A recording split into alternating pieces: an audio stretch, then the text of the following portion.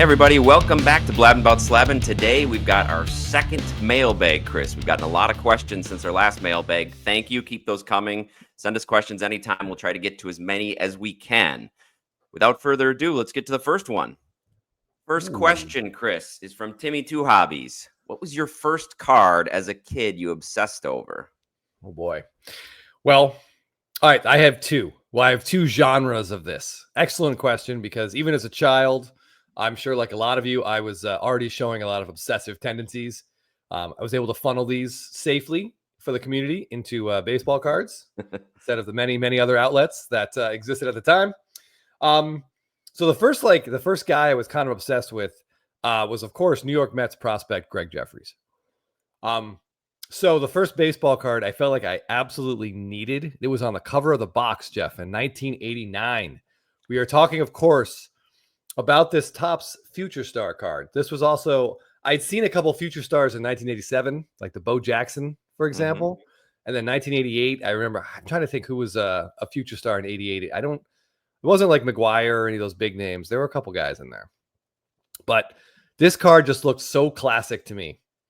I remember as a kid, and I'm like, I need to get as many copies of this as I could. So in 1989, I traded, if I pulled a Don Mattingly, I traded it for this Greg Jeffries. If I pulled a Roger Clemens, traded it for Greg Jeffries. I think I had like 2 or 3 binder pages full of that card. I wish I still had that binder. And as kids in the 80s, like that was the biggest card status symbol. If you had a whole 9 card sheet full of the same card, just the way it looked was very cool. Especially if you could turn it and there was more behind it. That's pretty impressive. Oh yeah, because we used to just jam extra cards in each little pocket there. Yeah. Corners be damned; those cards were getting in there one way or the other. That's right; they had to fit. Right. Great. Did you say there was another one you wanted to mention? Yeah. So my defining childhood sports moment as a fan was the New York Rangers winning the Stanley Cup. So when that happened, my dad and I spent, I'm going to say, I think it took 3 years to track down a Mark Messier O-Pee-Chee rookie card. This was like the mid 90s. This was pre-eBay. There was just your local card shops. I had 2 of those. I was very fortunate. And then there was like a show every month, and I would go, and I'm only looking for this card, and people knew about it, of course, but they just never, ever, ever had it. And finally, at a card show at the Meadowlands, I was able to pick up a raw copy with my dad, and I think it was approximately 3 years after we had started looking. And amazingly, when I got back into the hobby, Jeff sent this off to PSA for me. And I'm going to go ahead and, can you make my screen bigger, Jeff? Yep. So here we go. So this is the Mark Messier O-Pee-Chee rookie. I mean, look how young he looks. If you're a Rangers fan, this guy probably means more to you than most members of your family, excluding your pets. But this, shockingly, well, I shouldn't say shockingly, but it came back at 9. I remember back in the mid to late 90s trying to find a decent copy of this. Some places did have it, but the centering was just trash, or a corner was mangled. So when we found this one, it was not quite as exciting as when the Rangers won the cup, but we knew we had finally, like, the quest was over, and that was it was cool. It was cool to go on that journey with my dad. And then similarly, the first card image I think that really struck a tone with me is out of Pinnacle. And we get this shot of Mark Messier holding the cup. Now, this is the museum collection parallel, or rink collection for baseball. And this is a card that my local hobby shop, I think, was trying to get like $70 for this card at the time. They probably did. I never pulled one, but I did manage to track one down as a kid. I think it probably cost me like $20. But as an adult, I've been trying to buy every copy of this that comes up on eBay. I love it. I've even managed to find an artist proof. Wow. But yeah, as a Ranger fan, to actually get a Stanley Cup is one thing, Jeff. But to get it on a card with the guy who, was more responsible for it maybe than anybody, holding the cup, is just an absolutely tremendous feat from Pinnacle. And I think this is probably my all-time favorite sports card from the 1990s. I can't imagine anything being better than this. Wow. Well, I have to say that you are very lucky in that you managed to track down your obsessions. First card I was obsessed with was one that I only saw from afar. And by far, I mean through usually about 2 inches of plexiglass in a big screw down case. And this I'm going to show you was the card I had only seen in pictures, and then when I finally saw it at a card shop, Oh, I was even more obsessed with it. Now, of course, it wasn't graded. There was no such thing as PSA back then. This was probably 1986, 87-ish. But Don Mattingly was my favorite player, and even just this card was a ghost. You never saw it. But man, when I first saw it in the card shop, I really wanted to get it, but it was some outrageous price, way more than I could afford, and so I never got it. But I remember going to all the card shows at Shank Hall, and occasionally you'd see one in the room through thick plastic. Again, they were never this well centered. They were always off to the right or left. But that was the card I was absolutely obsessed with and never got one, and still have never had one to this day. Jeff, this is a hole in your collection we're going to have to fill. I have a raw copy. My wife was kind enough to get me a set of 84 Donruss, not factory. And that's a nice little hand collated set, which I put into a binder. I look at it all the time. If you collected cards in the 80s, man, 84 Donruss was just, you knew it existed, but you just never saw it. I think one show, maybe that same Meadowland show or somewhere in that vicinity, I think a guy had a wax box and was charging like $20 a pack. Oh, man. Can you imagine opening a pack of that? Wow. That would be a good video. Maybe we should do that. Yeah, I like that idea. Box. We'll get a BBC Exchange wrap box, and we'll just go through all the G.I. Joe cards together. We'll open it up, and I'll be hoodwinked at the same time. Yep. Our next question, kind of related. Sports Guy Corey asks, what was the first card you chased when you came back into the hobby? Yeah, for me, this question led to some education, and I had a very difficult time grasping it. So for me, this would be in the middle of 2020, in the middle of the COVID shutdown. Jeff and I started hanging out like every Sunday, and we would just open up a box. And sure enough, the addiction took hold once again. But the card I wanted, obviously as a Braves fan, I'm like, well, I got to get a Freddie Freeman rookie auto. No problem. And I'm looking it up, and I'm looking up like sales and cards that are available. And I'm like, this feels really cheap, Jeff. Like there's things I had to learn about the new hobby. Like, why are Lewis Robert autos outselling Freddie Freeman? Like that makes no sense whatsoever. What also made no sense is realizing that his rookie auto wasn't even his first auto. I had to learn there's something called a first Bowman Chrome auto, which and that broke my brain for a little bit, trying to figure out exactly how that all came to be with the deal with the players union. And so now there's 2 first cards to chase. I mean, Topps, brilliant, absolutely brilliant. You know, an incredible job of marketing. Give us basically 2 rookies. So my quest was that 2009 Bowman Chrome Freddie Freeman auto. I needed to find one that would be clean, that we could, turn into a PSA 10. And I got to be honest with you, like Jeff and I handled maybe 20 of his base. We just kept buying them. Like, they were pretty inexpensive at the time, like under $200 a piece comfortably. I think a couple guys sold us 2 for $200, but we could not find one of those cards, Jeff, with a clean surface. No. So a lot of those we held on to raw. We graded some, got a lot of 8s and 9s. And I started to realize that PSA 10s of this card were going to be extremely tough to come by.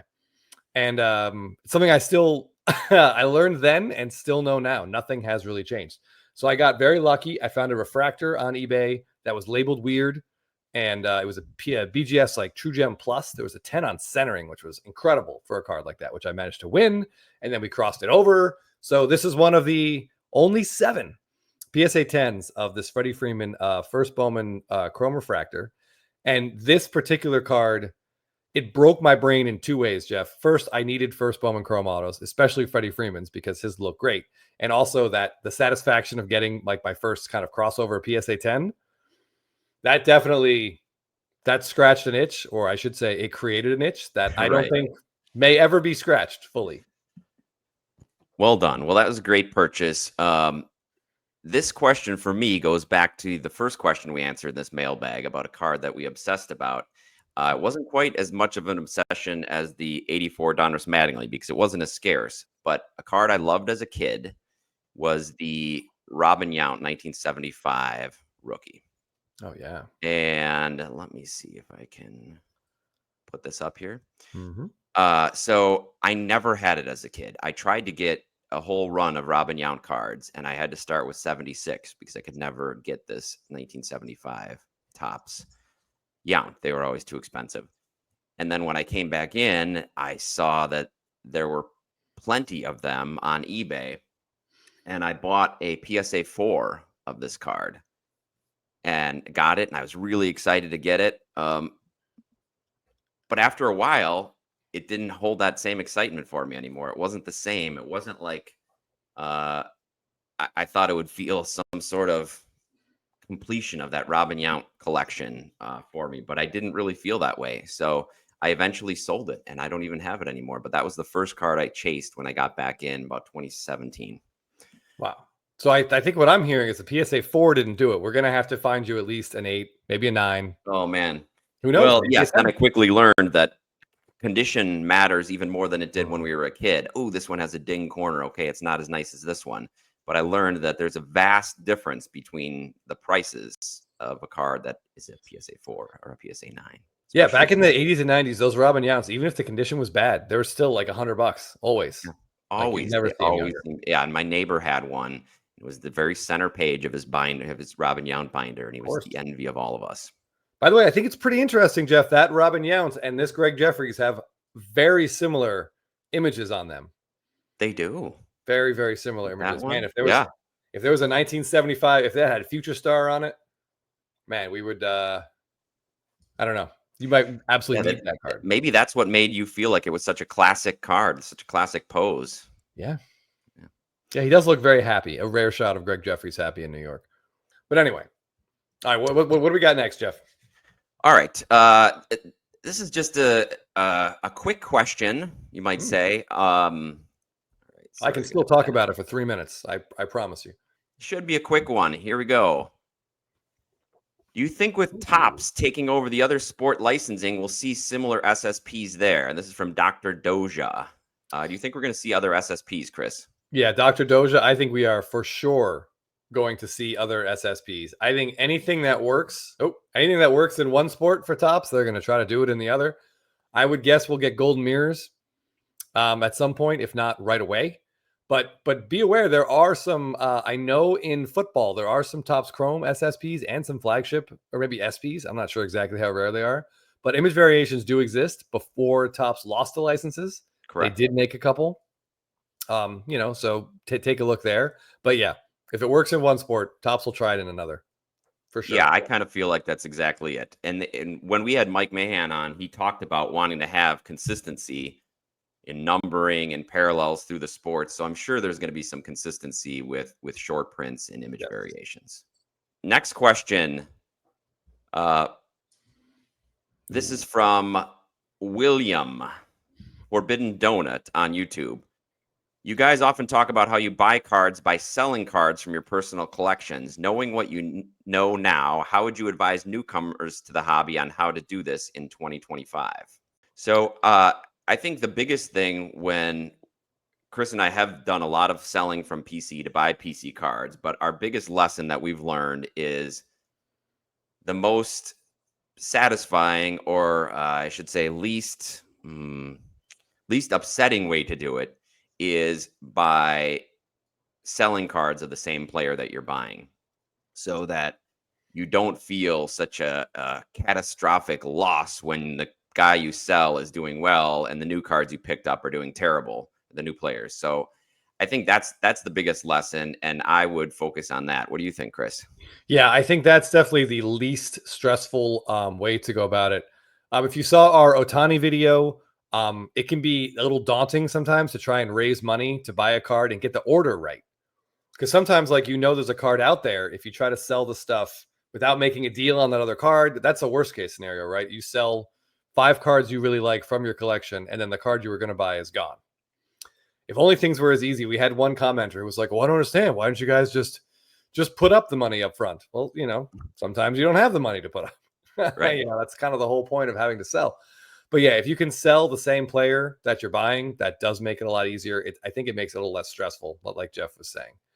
But also if you have guys in your PC that you don't love as much, maybe you won't miss those cards. And taking a profit, by the way, It hurts sometimes to sell a card too early, but I think it hurts a lot more to hold a card all the way up and all the way back down.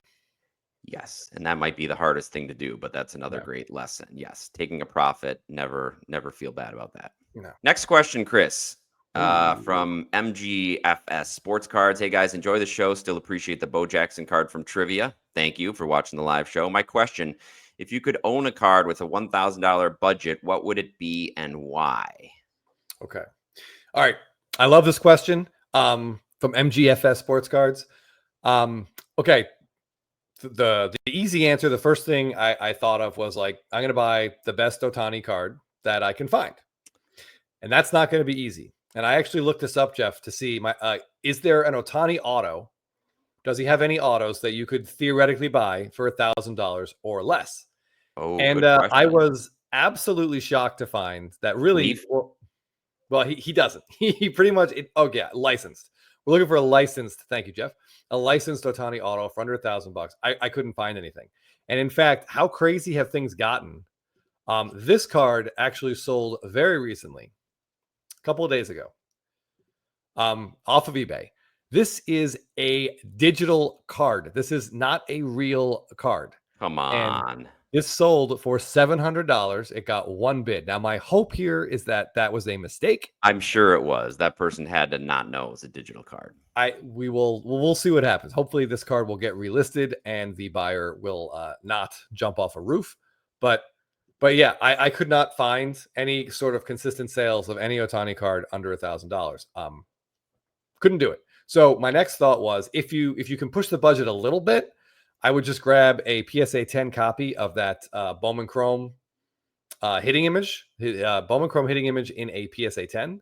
But I know that that does stretch the budget. Right now, those sales are anywhere from, $1,300 to about $1,600.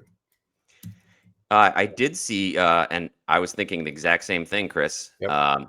I did see that there's somebody in the Ohtani Facebook group selling them for $12 or $12.50, so it's only slightly above. That was my first thought as well. Bowman Chrome Ohtani. So I mean, if you can push it a little bit, go for that. If you can't, and again, totally understandable. Everyone's budget, it is what it is. Like we can't all afford every card that we want. Just not how it works. However, I would give you two options, or I would suggest two fallbacks. The first one would be that exact same card, but in a PSA 9. I know the 10 PSA 10s are what everyone wants. They are sexy. They're more exciting and flashy. But this is the iconic Shohei Ohtani rookie card. Right now, a PSA 9 is going to run you under $500. So that's not bad. And you'll own a piece of essentially baseball history. So I don't hate it. Yeah, great choices. I also was thinking you buy the best Ohtani you could. I didn't even bother looking for autographs. Kudos to you for taking that extra step, Chris. And to me, yes, we're looking at the Bowman card. And I know these are kind of commodity cards. There's a lot of them, but there's a lot of demand. And the good thing about that is it also has a little bit of a built-in floor because of where Ohtani is. So I'd feel safe saying that $1,000 is not going to go to zero, whereas it might if you spent $1,000 on one of the top rookies, maybe a Kurtz or a Mizorowski. Those could eventually go to zero. Yeah. And I don't think this will. I wanted to add a couple other options I thought of here. His Chrome pitching refractor, these are selling for about $1,000, right about there. And again, there's quite a few of them in a PSA 10, but again, I feel like it has a little bit of a built-in floor. It's a pitching image, but it is a pretty great card from Topps Chrome, which is one of the premier sets. Yep. And the only other option I had is if you go something a little bit more I don't know if it's risky, but maybe more like what I'm collecting. I would go towards something like this, where it's a little bit of a rarer card, heritage throwback, where there aren't too many of these out there. You can see the price here. The last one was sold for about 1,050 or something, it'd be right around there. So it'd be another way to get an Ohtani, but it is kind of a niche card. And those other ones are more commodity cards. If you want to get in and out of them faster, those would be better options. Oh yeah. If you guys are following along with us, Jeff and I love a good niche card. I'm going to throw out one more option as well. This is his Topps Finest rookie card in a refractor. Here's what I like about this card. The design is kind of cool. I've mentioned it before. Definitely the background has a very strong Saved by the Bell feel to it. So you get that theme song in your head. It's nice for the rest of the day. But this is a very cool image.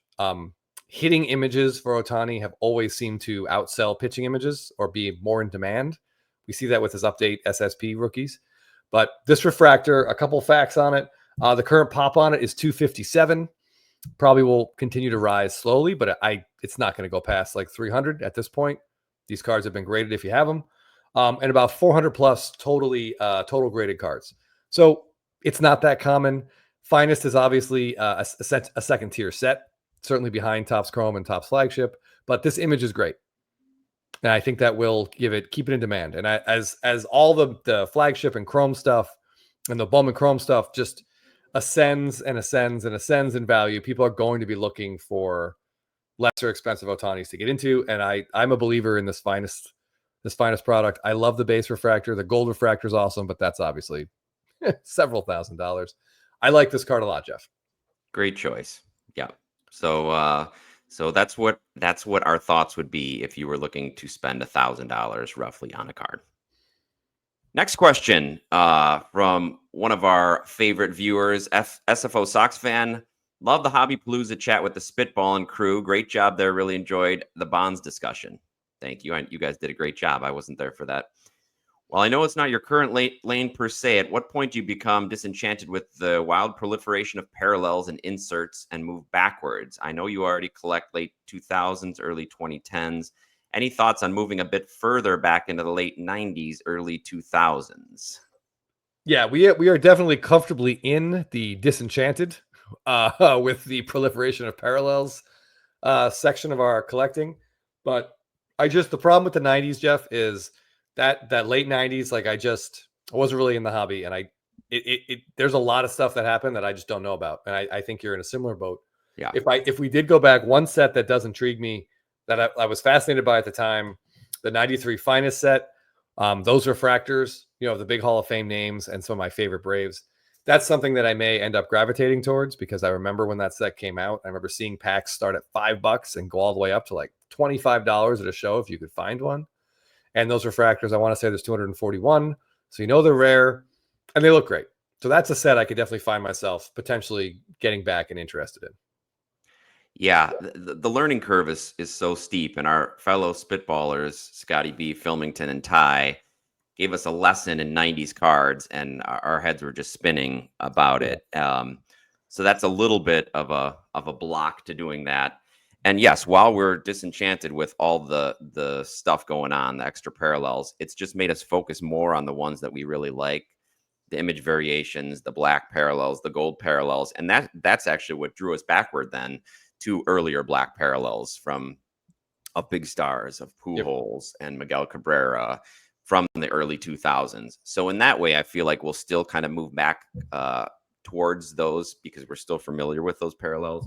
But I don't know. Yeah, I don't feel like that's at least in my near future, the 90s. But the people that love them really love them. So that's great. Yeah, I think we definitely missed the boat on some of those like higher end cards. I mean, we're certainly not getting into the PMG game anytime soon.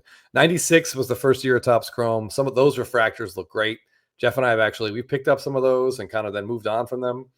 But Chipper Jones, his Gold Cup is in that set. So that and a refractor is another card that's been on my like shopping list. It feels like for, 7 years now. Maybe eventually I get one. Next question. I just recently pulled a Chrome Ohtani Green 99. If he wins the MVP, should I take the in-store credit or keep it? Appreciate you guys. Thank you for the question, Jeff. What do you think, Chris, about this one?